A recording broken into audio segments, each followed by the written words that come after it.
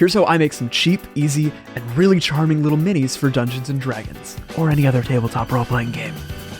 I'm starting a new D&D campaign, and I wanted to share how I make quick, cheap, and easy minis for my characters that are still full of life. These are so fun to do with your group at a session 0 while you design your characters and the world, and seeing everybody's handmade little guys running around on the same map when you're done is so cool.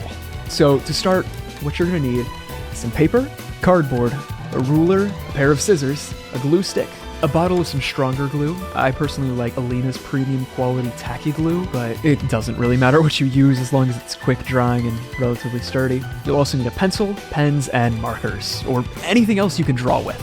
I'll be making 3 characters as I show you the process, and I'd love for you to follow along and maybe even share your own creations if you found the video helpful. So to start, most grid-based systems use a 1" by 1" grid. So we're going to cut out those 1" by 1" squares out of cardboard, and then we're going to cut out an equal amount of 1" by 1.5" pieces of cardboard. These will be the standees that stand up on top of your bases. And now we're going to cut out 2 pieces of 1" by 1.5" paper, so both sides of your standee will be covered.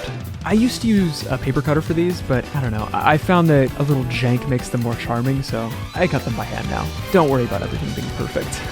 And now comes the fun part, drawing. And try to keep everything relatively simple with distinct silhouettes. You can easily tell every character apart at a glance. You only have so much space, so lots of detail makes it very cluttered. I really encourage the players to draw these themselves, but if they're not comfortable with their drawing capabilities or something stupid, tasking the designated artists of the group may be the way to go. Again, don't stress about it being perfect. The only people who will see this are your friends around the table.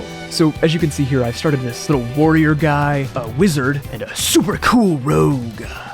Now that we're done with our pencil drawing, we want to ink over it all with pen, making it more legible. And once the inking is done, you want to cut around the character. This will, again, help identify them at a glance, as each mini will have a slightly different shape. Once you're done cutting, flip over the standee and use this shape that you've cut out as a guide to draw the backside of your character in a way that matches the front side. You don't really have to do this, but I think being able to display which way your character is facing is a really fun little detail to add. Now once everything has been drawn in ink, I'd run over it with an eraser really lightly. You may want to wait a few minutes for the ink to dry so you don't smudge it everywhere. And now, I personally like to give them a little color. I try not to go overboard, I limit myself to just 2 or 3 colors per character, and make them different colors for each character. That way they're distinct and easy to tell apart. For our knight, I think I'll color the inside of his armor blue and give him some brown hair. Our wizard will have a big red cloak with golden trim, and our rogue can have this cool olive-colored cloak. For our final step, we're going to put a little line of glue along the bottom of each of our characters, and then stick them onto our base and hold it there for a few seconds.